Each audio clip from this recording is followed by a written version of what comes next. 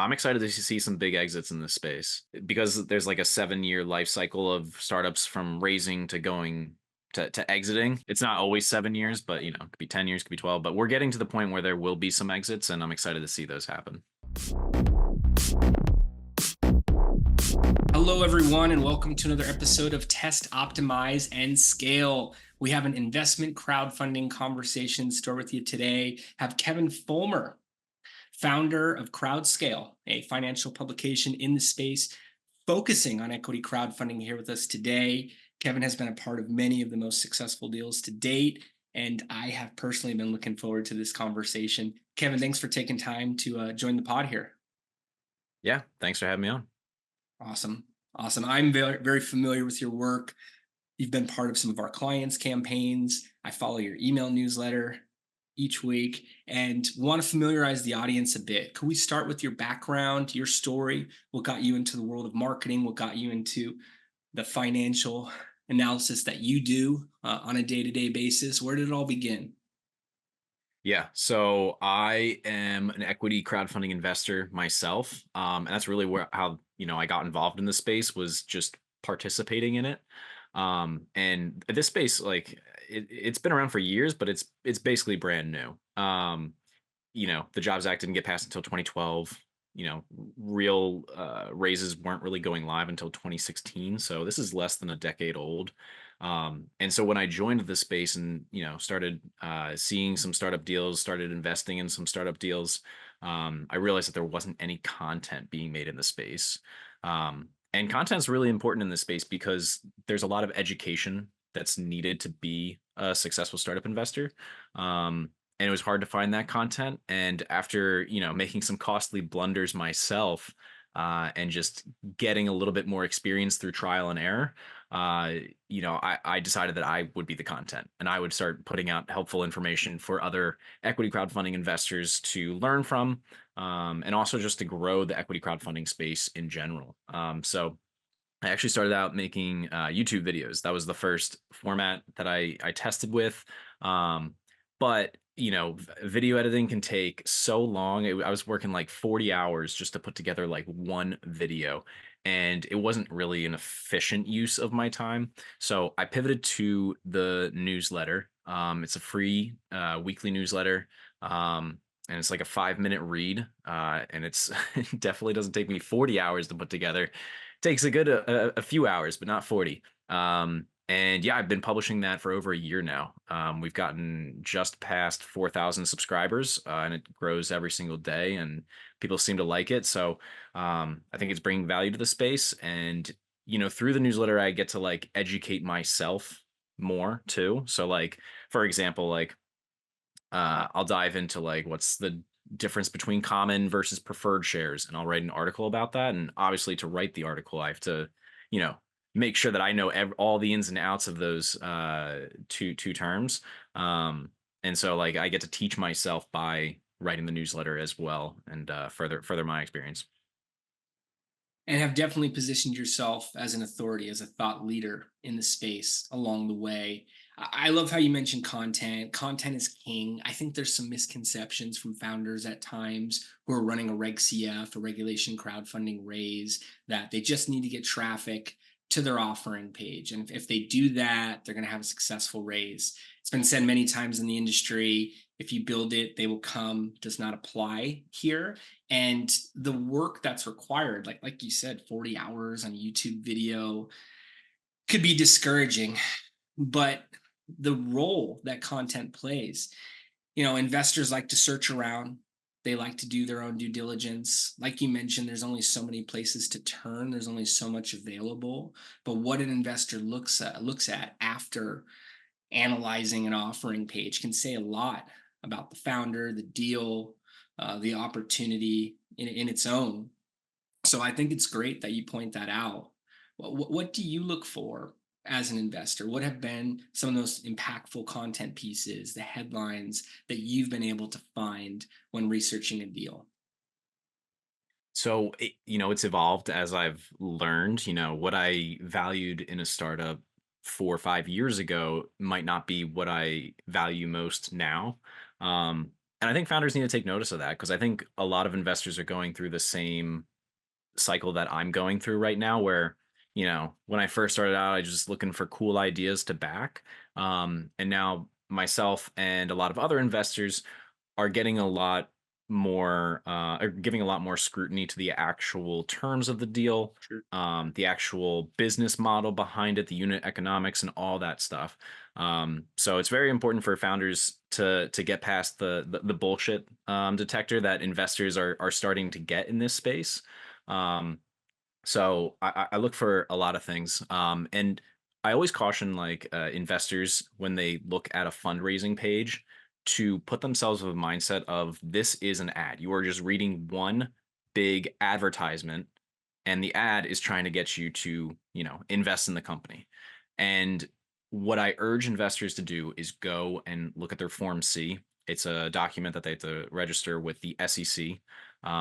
And this includes a lot of financial information in there that is not an ad. It is data. It is just the facts. Um, and that really gives you a better sense of the company's financial position. It gives a lot more context. And I really think it's an invaluable piece of material that investors need to weigh when they're evaluating a startup. So I look in the Form C. I'm looking for a lot of stuff. How much runway does the startup have? So do they have cash on hand? How quickly are they burning through the cash that they have? Because if a startup that I'm evaluating might not have enough money to meet payroll in 2 months, then it's probably not the best investment unless they're raising a ton of money in this round. And it's kind of nice with crowdfunding; you can see real time how much money the company's raising, so you can kind of get a sense of okay, maybe they've raised $3 million. I don't have to worry about the runway, but if their campaign's only at $12,000, then you might have a little bit more concern when investing. And yeah, so I really try and again with like them startups, making an ad, their fundraising page an ad. A lot of what that does is put big numbers to markets. So like there's a $25 billion potential in this market that we're going after. It sounds great to have a huge number like that, but really scrutinize those numbers and what is actually realistic for that startup to take a piece out of. And then, that gives you a sense of their ceiling and then go through the unit economics. Okay, how much does it cost them to make their product? How much are they selling it for? How much does it cost to acquire the customer? Do they repeat purchases? Or are they just coming in for the deal and then they never engage with the product again? There's so many factors, and it also differs by company. How I evaluate a restaurant chain is going to be radically different from how I evaluate a software business. Um, and the last thing I guess I'll say here is I try to stick within the confines of what I know. Um, and that's just, I'm not going to invest in what I don't have a really good understanding of. So there's, for example, for myself, I'm not a medical professional or have a really good sense of the intricacies of the healthcare system and all that stuff. So I generally stay away from either healthcare or medical startups just because it's not my area. You don't have to be a complete expert in an area, but to me, there's a lot of it's a bit of a black box to me. So I tend to stay away from there and more towards what I am more comfortable with and can understand. Verticals that you have some experience in, maybe a passion, it's going to be that much easier for you to comprehend what's occurring in their revenue model. Like you mentioned, you're looking at recurring revenue, recurring users, the product, and if that's unclear to you, you're staying away from it. Exactly. And I think that's a mantra that investors should apply everywhere. So I first started before startups. I invested in stocks, and I was very young at the time. It was when Robinhood had first come out, and I was like, okay, what are my unique strengths as an investor? Because I don't have the experience that most people have, and I was like, I'm young. I use products that older people do not, and I may have a better sense of what's popular, what has staying power, all that stuff. So I invested in Facebook at the time, and it was a great investment. And my unique perspective as a younger person who could see that this product was really catching on and really had some staying power through its main platform and Instagram. That was, a unique insight that only not only me, but like, I was one of not as many people could provide. So I would encourage investors to think of what unique perspectives and experiences they have, and maybe focus a little bit more on those categories. Absolutely. And you're talking about the terms. Are you looking at valuation? I know King's Crowd put out their 2023 report. I think 39 million was the average valuation, taking into account the uh, growth stage companies that had more of a 10, maybe $20 million valuation, as well as the growth stage, well, early stage, and then growth stage, as well as the growth stage, that many of them had nine-figure valuations, or higher Mhm. than that 40, to average in at that 40, 39 million. How much are you paying attention to valuation, to assess what their offering consists of, as well as the growth potential itself?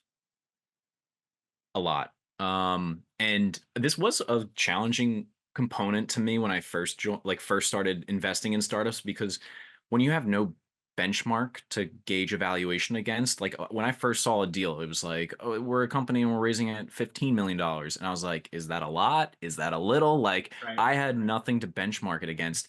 And I honestly just had to get a sense by seeing so many deals and start being able to sift out, okay, this is a pretty expensive valuation, this might be, pretty affordable, and getting a sense of that. And it's based on, what are some of the defensible moats that a startup has, how much traction they have in terms of either users or revenue, how much cash they have on hand, Yes. and what's their opportunity, how high can the ceiling go, there's other factors too, but those are some of the main ones that go into, how a startup is valued.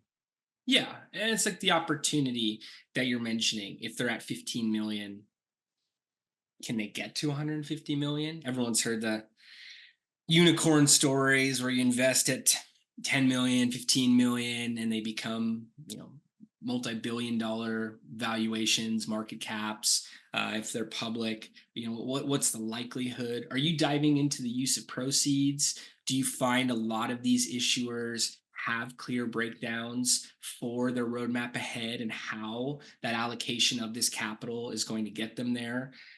As well as just the cash on hand, beyond what's been raised to date, and the unit economics that you were mentioning. Do you find a lot of these companies are pretty buttoned up and comprehensive in their presentation of use of proceeds along with their model itself?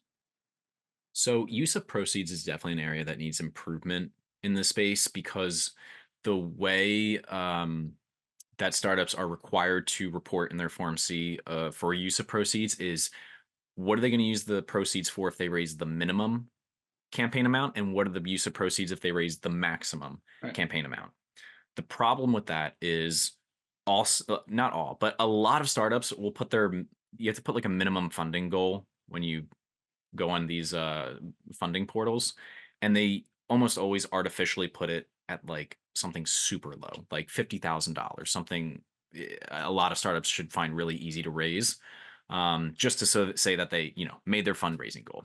And then the maximum is usually like the max that you can raise for Reg CF or Reg A, and that could be like as much. That could be like $5 million, which is like, unless you're an established startup, it's pretty unrealistic that you would reach $5 million. So you put in this weird situation where, like, when it comes to reality, the startup's going to raise somewhere in the middle of 5 million and 50,000, but they're never going to get either of those. So the breakdowns that they provide for 50,000 and the breakdowns they provide for 5 million are not really helpful, because that's not what the startup's probably going to raise. So it's hard to get a sense of that, and I'm not really sure what the solution is there. Um, and then in terms of like starts having good information for like the unit economics. Some do, some don't. But what's nice about this industry is that it's very accessible.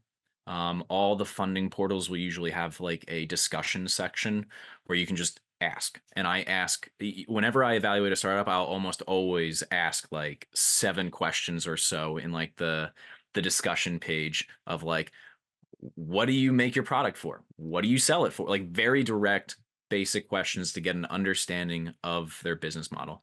And founders will be in the discussion answering them. So not only does it give you like the information you kind of need to evaluate each deal, but you can also see how like a founder's thought process works in how they answer questions, especially ones that are like more strategic natured, not just direct questions. So I find that very valuable for evaluating the strength of the founders too. Or if they don't answer at all. I see many Exactly. founders, issuers that do not fully utilize. I call it the portal updates, the offering page update section, the question and answer section that you're referring to. Each FINRA regulated portal names it a bit differently on their page, but I find they don't fully utilize that, as well as just the content channels themselves, whether it's social media posts, emails, and if you're signing up, if it's made easy to sign up as a prospective investor for their email. Sometimes, unless you're looking for it, there's not going to be a place to join that communication loop, as well as long form content. So webinars, articles, videos that are being distributed. And then I'm always looking for the impact, the magnitude of each of those announcements. Is it a new partnership they put together? Did they do a deal that's going to allow for more revenue, more growth? Did they speak at a conference or a podcast or anything like that recently? Did a media publisher cover them? Did they have new team additions? Like you said, you're paying attention to more than just the words themselves. You're looking at how that group communicates, what they're doing in the space. Is this a moving ship that, as an investor, you're having the chance to board onto, to join here, or does everything seem like it's contingent upon the success of this raise? Yeah. And over time, you start to cut through uh, startup updates to see what's fluff and what's Sure. actually material.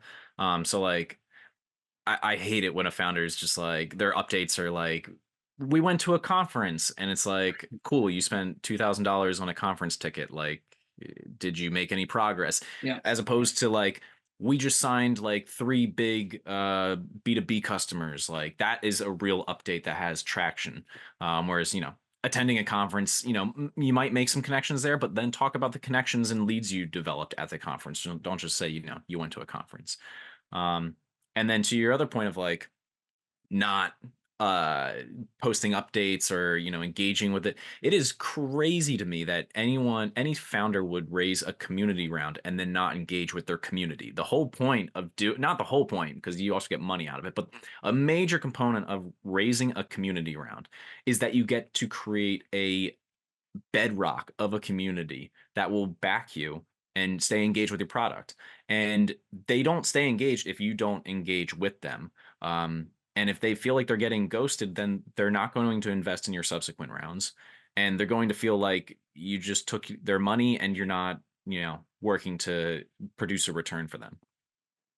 I see it happen after the fundraise as well. And there's Mhm. a mantra of always be raising in the space. So we'll work with groups on their third, fourth, one client on their sixth round using these vehicles: Reg CF, Reg D, Reg A plus.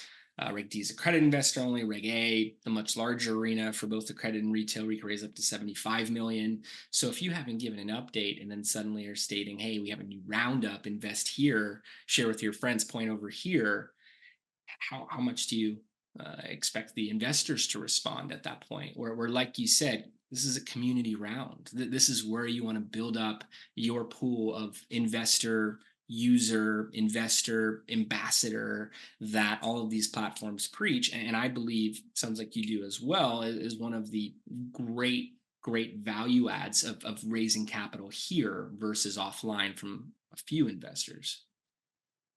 I'll give you a personal anecdote. I was in college and there was this girl that was nice. She was friendly. And like I knew her like through class and like I would help her out with like some video work because I do like video editing and stuff like that. Mhm. And over time I started to realize that she would only ever reach out when she needed something. And I was like, I don't want this friend in my life. So I didn't talk to her anymore. Yeah. And the same thing goes with founders and startups, like or sorry, founders and investors. If you only reach out when you need something, they're going to cut you out of their life, and they're not going to, invest in your subsequent rounds. So you got to be communicating with them and engaging with them outside of just asking for money. I've seen founders hesitant to get in front of the camera, regardless of who it is on the teams, someone giving those updates and having it feel as if it's an ongoing conversation, as if the individuals and many of these investments, many of these campaigns average at $1,100 average investment based off King's Crowd's 2023 metrics. I usually say $1,000 average investment. You may have 4,000 investors on a $4 million campaign, and you're barely scratching the surface of the value of those individuals if you're just standing on that first participation. It doesn't even have to be subsequent rounds. I've seen franchise partners, I've seen B2B deals, I've seen press, I've seen all different types of social posts and peer-to-peer marketing occur from that investor base later on. It's just a massive missed opportunity, let alone bad optics. Like you're mentioning, no one wants that friend that's only asking for stuff they need and when that comes across their desk. Yeah, I mean, your investors are going to be your biggest supporters. WeFunder, which is one of the funding portals, the investors that invested in WeFunder have invested in 5 times as many deals as non-investors of WeFunder, the platform. So that's just one example where it's like, look, there's a lot of opportunity to create super customers and super evangelists of your product and brand, that a lot of founders and startups are missing out on. And what have you seen to be present on the most successful deals? Going to talk, about tips around scaling later, but whether you've been a part of it, whether you've been from a promotional standpoint, whether you've invested, or just something you've seen, what have been some of the key factors for the deals that raise, let's say, a full 5 million? You said it's few and far between. It is. 11 of the 1,434 deals in 2023, about 0.7% raised the full 5 million. There are outliers to that. I know we both worked on, or both strong supporters of Atom Beam. They did a $3 million and a $2 million. There's other ones that can't offer more than, let's say, 4.5 million, like Avadane, which we both worked on. So there are, asterisk notes to that success of 5 million percentage rate. But of the most successful deals, what has stood out to you? Why do you think they've been able to obtain that type of market share? Successful in terms of raising a lot of money, I would say, there's a few things that go into it. And one would think that like only the B2C deals are probably successful because those are the ones that are like, have a lot of like retail customers. But like Atom Beam, for example, they're a B2B software, and they have been one of the most successful raisers in the crowdfunding space. So it's not one size fits all. I think that you have to like have a great fundraising page. It's definitely important. That is like that's your ad to sell people to invest in your startup. So if it's not a good ad, people aren't going to invest. So that's one. It definitely helps if you have somewhat of community going into the raise. I'll give you an example. Boxable. If you have ever even dabbled in the equity crowdfunding space, you know the name Boxable. They have raised millions and millions of dollars from over 50 or 60,000 investors, which is just a colossal figure in the equity crowdfunding space. And they have a vibrant community. Like I've seen multiple Facebook groups that are just for Boxable, people that love Boxable or Boxable investors, and the founders do a really good job of engaging with their followers on X or Facebook, all the social platforms. So having a community is helpful because you can just send out the blast and get people that are already customers, already about your brand to invest. And then what else? I think there's this the best raisers, the startups that are best at raising are really good at creating a fear of missing out component. So there's so many startups that like I think the average investor like looks at and then like, I'll do it later or whatever. if you can create that sense of urgency and fear of missing out, where it's like, no, just do it, you can increase your conversion rates of people investing so much. Um, so and you can convey that in a couple of ways. You can do early bird terms, so it's Yep. like, oh, invest by this period, or the valuation goes up. Or you could do like, we're only raising for like 72 hours and that's it, and so it's like has to be like right there. Or you can even do it as simple as through your updates, like Adam Beam. I'll reference them again, but Charles, the founder there, he's really good at writing updates that make it seem like there is continual progress being made, and they're like on the cusp of breaking through.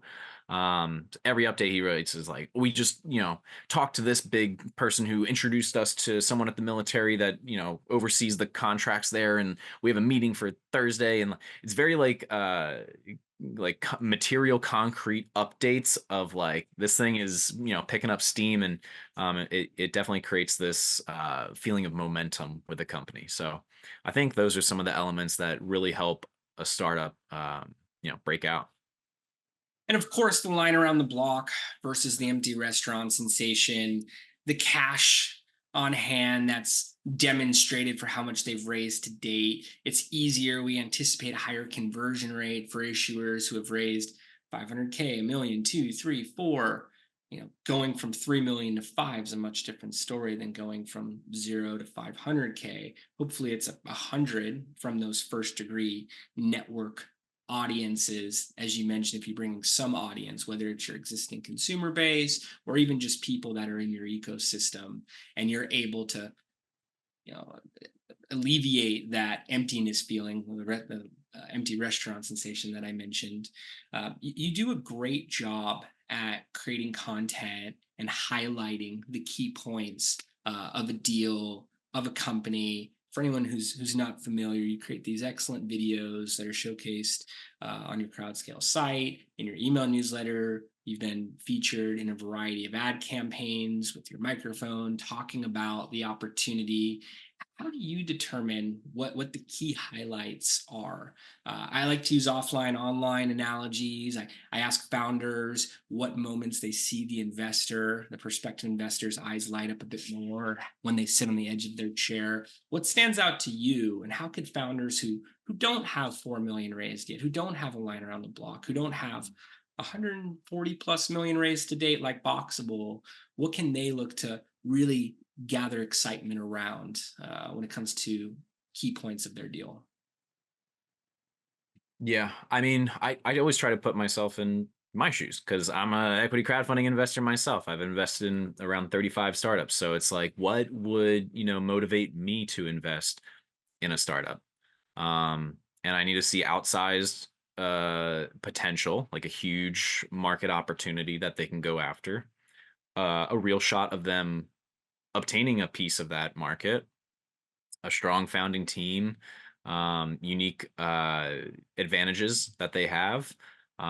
There's a lot that goes into it, and I think founders, to get investors excited, like when I make 30-second videos for startups to use as promotional material, I always tell them that you don't want to give them the whole story. Like you want to give them a hook that leaves out like maybe 30% of the information, but a hook that, just gets them interested and saying, wait, that interests me. I'm going to find out more. If you give them if you give them the whole story, they don't need to go to your page to find out more. You have to leave them wanting a little bit. And so I try to simplify things and tell some, maybe like the most compelling point or the most compelling angle to their potential success. And then when they get to the startup's fundraising page, that's where everything else is. And it's such a great exercise because so many founders are passionate about what they do to the point that the explanation, the overview of their company may be long winded. So to be able to simplify, to be able to say something in 3 words versus 3 paragraphs, or 30 seconds versus 30 minutes, can make all the difference in terms of absorption and the way that those individuals are then able to share that same narrative in their own peer to peer marketing. Yeah. Like I'll give you an example of one startup in particular. Again, Atom Beam. I feel like I'm just constantly talking about They're them, a but great example. they have software that compacts the size of data, uses a series of code books and algorithms to reduce the size of data by 75%. I can tell you're already yawning at this. Like that would not hook you. But like simplify it and just say, look, they make big data small and data in the world is quadrupling every 4 years. Are you interested in that? Like that's a useful, software application that could make a ton of money if it's done right. So I could go on at length about how the code books work and how the algorithms work, but at the end of the day, big data, small, and that's like your pitch. And having worked on that campaign firsthand, I could tell you there were publishers we spoke to that had a hard time grasping. We had to do various iterations of the creative on campaigns, not just in 2023, but in past years, and being able to make complex technology sound easy to grasp can make all the difference in one of these Reg CF campaigns. Yeah, absolutely. Where do you see the industry going 5 years from now, 10 years from now? Do you envision every private company having some type of public version of their private shares available? Do you picture more mainstream publishers, more mainstream, financial institutions involved? Where do you project the space to be 5 to 10 years out? It's getting mainstream. Yeah. It's definitely getting mainstream. So I'll give you a few examples. We have now had two crowdfunding startups go on to raise money on Shark Tank. Psionic, which I invested in, they scored a $1 million deal with three sharks, and then Overplay, which I actually hadn't come across. Their episode is actually going to premiere tomorrow. We're recording 3/14, so it's premiering on the 15th. I've seen more publications write about equity crowdfunding. You've seen Benzinga, Benzinga has been writing about it, and a couple others are getting into it. And then the overall size of the equity crowdfunding market, the amount of dollars invested, is going up over time. And I think one of the reasons it hasn't, gone up, shot up to start is because of the long feedback cycle. So when you invest in a stock, within minutes, it either goes up, goes down, but you get that feedback loop within seconds. You get to see it. With startup investing, it can be 5 years, it could be 7 years, it could be 12, 15 years until you see any change in the amount of money that you receive or lost from that investment. Startups, they're not publicly traded, so they're an illiquid investment. And when they have an exit event, you could lose everything. You could 100x your money. But until that happens, you don't have any change in net worth really. So because you don't get that instant feedback of this was good, this was bad, it's tough to put more money in and then more money in. And so I think the industry started in 2016, started getting some quality startups around 2020, like because at the beginning this was just fringe startups, and now it's slowly been getting more bigger names, Replit, Substack or two that have raised equity crowdfunding rounds. So I think as some of those early investments start to have exits and you get to see success cases, I think this industry could really take off. I'm right there with you. And I think the investor success stories are going to be what gets it there. Saw some of that happen in other alternative markets. You mentioned Robinhood, even the cryptocurrency space, 2017, 2018 to 2022, and what we're seeing here in 2024, of course. But I think that's what really gets people talking. And there's plenty of there's plenty of founder success stories, but as more of that happens, that mainstream aspect will occur.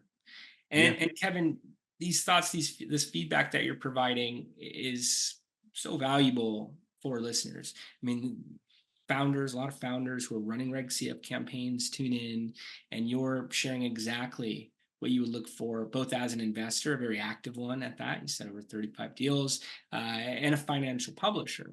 So your insights are very unique here. What would you recommend for them to test out towards their own Reg CF success? This could be around the offering page, like you mentioned. This could be around the pre-launch, the campaign, marketing tactics themselves, the messaging that you're mentioning. What are some things that they could include in their series of marketing tests for their fundraise? Yeah. It's a good question. I mean, there's you kind of have to go where the investors are. So, um, some of the social channels make it really easy for that. You know, everyone's on social, so like, yeah, it's easy to reach them there. I've seen a lot of startups include ads in newsletters, myself included, obviously, but like some of the bigger newsletters, like Morning Brew and Robinhood Snacks. I've seen ads for startups raising money in those publications. Um, and I keep seeing them, so that means they're successful. So I would test those two for sure. And then like use your organic channels. Use stuff that's free to you as well. Like put a banner on your website that says, "Hey, by the way, we're raising. Click here to find out more." Post on your social channels. Talk to people face to face and just let them know that you're investing.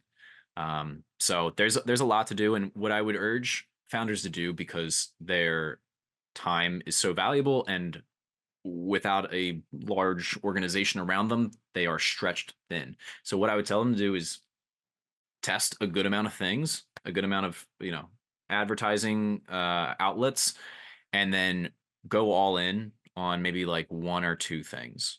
That way you don't spend all your time fundraising, and you can really just maximize the one or two things you do.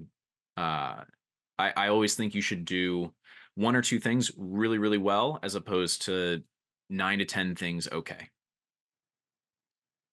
So test enough, cast a wide net, get data, look for pockets of performance in terms of channels and within those channels, audience, messaging, funnel, and then really get good at two of those channels and lean into it, ramp it up to be able to hit each milestone and path to your goals. Yeah, I mean, in my own experience of building Crowdscale, I was testing everything in the beginning. I was testing YouTube ads. I was texting, posting organically on Twitter, now X. I was testing, posting on LinkedIn, posting on Facebook, running, you know, ads for everywhere basically. And I found that Facebook performed really well, um, and Beehive boosts, which it's Beehive is the email service provider I use, and they have a boost platform where you can receive subscribers that way. So I basically narrowed it down to Facebook and Beehive boosts, and I was like, all right, forget the other stuff. These are the two that are working. I'm putting all my eggs into these two baskets, and I'm going to do them very well. What about optimization?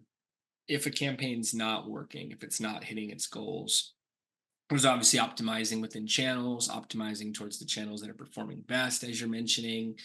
But what about optimizing when the return does not look like it's coming from the Reg CF? Yeah. There's a phrase it's pretty common. It's that which is not measured is not optimized. So number one, make sure you're only doing stuff that you can measure the impact of. Um, and that way you'll at least have the option to optimize. And just A/B test things. So run a test doing it one way and then run it the other way and compare the results and see how they do. Um, and try to try to like really hone in on the problem area. So for my new, I'll give my newsletter as an example. I run Facebook ads to get subscribers. At first, I was A/B testing the creative, the ad that I was running, and seeing, okay, this one gets a higher click through rate. This one leads to more subscribers. I'll go with that one. Um, and then the next test was to see, okay, I'm driving them to a landing page where they put in their email. What if I send them to a landing page that's tweaked a little bit differently. So then I tested the landing page itself. Um, then it's like, okay, now I need them to open my newsletters and read it. So I'll test my welcome email one, I'll test welcome email two, and optimize for that part of the process. So take apart your process. And so for founders, it would be test my ads, then test my fundraising page, see how many people are converting that end up on the fundraising page, um, and just really just break the process into chunks and optimize each part of it. Only way to measure is with numbers, put together goal metrics, put together a plan with that algorithm put in there. If the lower funnel metrics aren't where you need them to be, explore what can improve them with other variants, upper, mid funnel, when you're first reaching users, in the middle of the follow ups, not just the end conversion. There's usually some telltales there, something to lean into, right? Yeah, and then you can just like it comes down to math. You can just build a formula for okay, if I'm doing advertising to fundraise dollars, I can say okay, for every $5 I put into ads, I get $100 in investment money. So I need to invest X amount into ads to raise $1 million or something like that. And it just comes down to math, and you can go on autopilot. Some people, you say math, their brain pauses for a second, but having it all put together and having those metrics, I say all the time, if you fail to plan, you plan to fail. There's something in the background thinking you're not going to hit those goals, but you need to know you're in the right path. What about when you are? Do you have any tips, any examples towards scale? I know you pointed at Boxable and some of the other industry leaders. Anything else that you could recommend towards founders for their own campaigns? Um, well, I think one area I have not seen founders utilize, and I haven't tested it myself, obviously, but TikTok is the way to scale. Like for mass reach, um, TikTok or Instagram Reels, Shorts, any of those vertical video formats, those can get millions and millions of eyeballs.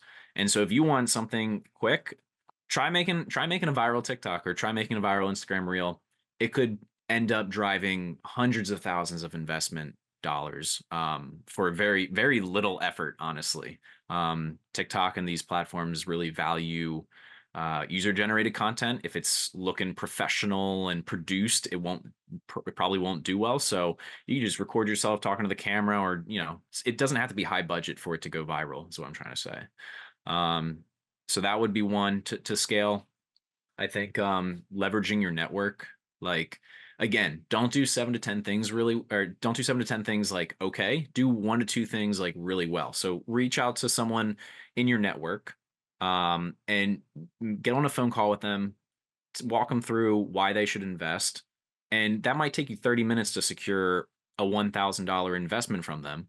But if you just send out like a LinkedIn blast to like everybody, and it's like, hey, like check out my fundraise, chances are people aren't going to care enough to invest. So spend 30 minutes on one person, get that $1,000 investment, rather than sending like mass DMs to all your LinkedIn connections and not getting many nibbles. I think that's such a great example. We're talking about scale, and you're saying, hey, don't do a lot of little things. Don't feel that a million people need to hear about it. If you could spend 30 minutes on one person, and even if that's spread out over a few weeks, and close them. And if you're able to do that with everyone in your network, I hear so much that, oh, I've exhausted my network, but there's always more there. And I echo what you're saying about TikTok Live. The discovery engines on these platforms are advanced, and you don't need to have a large audience. If you're getting good engagement, it will continue to be shared with more and more and more of the same types of audiences. So you could get large distribution. I'm always hesitant to say the word viral. You could go viral. You could take the ads that are working on Meta and move them over there, and even post in some different original content formats that can be shared with more and more people. Great recommendations. Yeah. And the last thing I would say is like do your research on the equity crowdfunding space itself. Like there's a few founders that find my blog and they reach out to me and say, "Hey, you're one of the only voices in the space. Like we're raising money. You want to check us out? I'm happy to like get on a phone call with you and walk us through, our offering.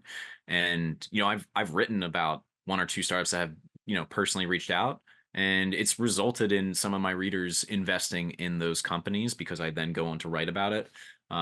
So find out who some of the gatekeepers are in the industry, um, and talk to them. And it's a numbers game. Yeah. Definitely spend that 30 minutes. Don't just send a blast and disappear. It's all in the follow up. But if they hadn't reached out to you, they wouldn't have probably given them been able to apply feedback that you gave them, let alone promote. They would not have had that platform, that audience. So it was definitely good on them. Um, Kevin, really appreciate the time. Want to be respectful to the length for of the episode for listeners, for yourself. As we begin to wrap up here, want to be able to point the audience, listeners, viewers to Crowdscale. If you want to point them to the best location, and then what are some final thoughts that you want to cap out the discussion with today?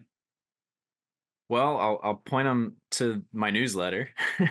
I'm selling something that's 100% free, so it's an easy sell. It doesn't cost a thing for you to input your email.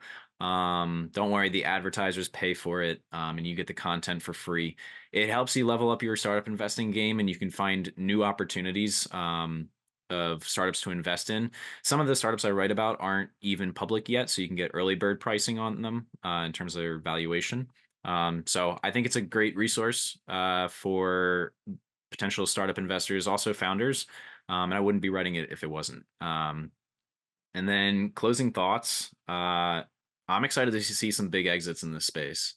There's because there's like a 7-year life cycle of startups from raising to going to exiting. It's not always 7 years, but it could be 10 years, could be 12. But we're getting to the point where there will be some exits, and I'm excited to see those happen. Absolutely. Right along there with you. Want to echo all of your responses today. Kevin, thank you so much for taking the time and joining the podcast. As I mentioned, you're a very unique guest in the sense that you're a thought leader in the space, financial publisher at that, and a very active investor yourself. So to be able to hear firsthand what you're digging into, what stands out, what comes off as fluff, I think is going to resonate with the audience here, and really appreciate the time you taking the time to do this.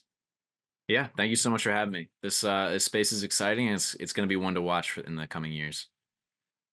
100%. Glad we share that passion, and want to thank everybody for tuning in. We will see you all next time. Take care.